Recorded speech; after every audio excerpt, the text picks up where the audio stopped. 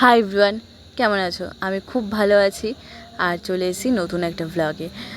বিকেলবেলা বেরিয়েছিলাম, সেদিনকে প্রচুর বৃষ্টি হচ্ছিল, বেরাতে পারছিলাম না। 7টা থেকে ওয়েট করছিলাম বৃষ্টি কখন কমবে, তারপরে বেরাবো। আমি, মা, বনু তিনজনে মিলেই বেরিয়েছিলাম। এই মন্দিরটাকে তোমরা কারা কারা চেনো আমাকে কিন্তু অবশ্যই কমেন্ট করে জানাবে, আর একবার বলে যেও জয় বড় মা।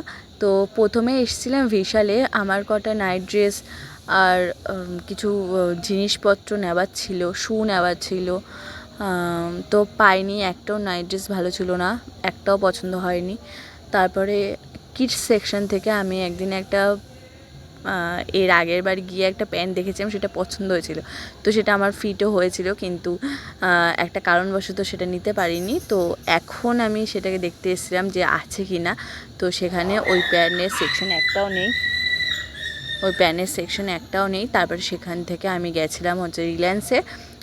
পরের দিনকে আমার 30 জনের অর্ডার ছিল, সেই অর্ডারের চাল ডাল কিনতে আমি ওখানেই গেছিলাম। আসার সময় আমরা তিনজনে মিলে খেয়েছিলাম ফালুদা। আমার প্রচণ্ড ভালো লাগে ফালুদা খেতে। তো বনুকে অনেক দিন পর নিয়ে বেরিয়েছিলাম, তাই ও, আমি, মা তিনজনে মিলেই টেস্ট করেছিলাম। আসার সময় নিয়ে এসেছিলাম হচ্ছে চাউমিন আর মোগলাই নিয়ে এসেছিলাম, সেটার ভিডিও আমি করতে পারিনি। জাস্ট আসার সময় এত বৃষ্টি হচ্ছে, প্যাকেটে ছিঁড়ে গেছে সব, ওইভাবেই রাখা হয়েছে। তো পরের দিন সকালবেলা ঘুম থেকে উঠে কাজে বাজে বসে গেলাম। প্রথমে মাংসগুলো নিয়ে লেবু চিপে রেখে দিয়েছিলাম। তারপরে মা আমাকে অনেকটা হেল্প করেছিল, আমার শরীরটা এত খারাপ ছিল, মা অনেকটা হেল্প করে দিয়েছিল। পুরো রান্নাটাই বলতে পারো মাই করেছিল।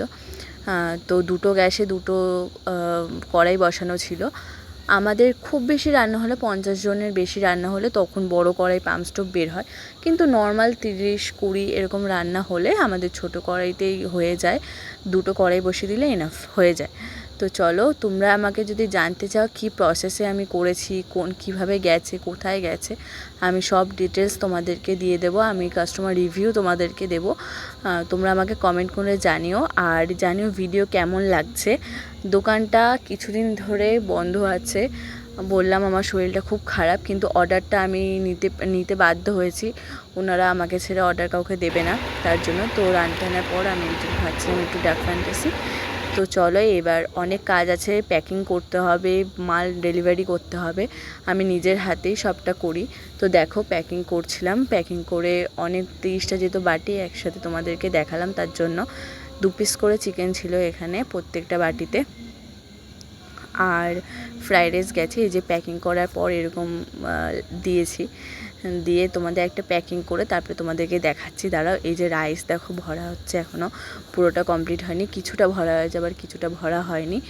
দেখো, আমরা কিন্তু নিজেরাই সবটা করি। তো চলো এখন বাড়ি যাই, আজকের মতো টাটা, দেখা হচ্ছে নতুন ভিডিওতে।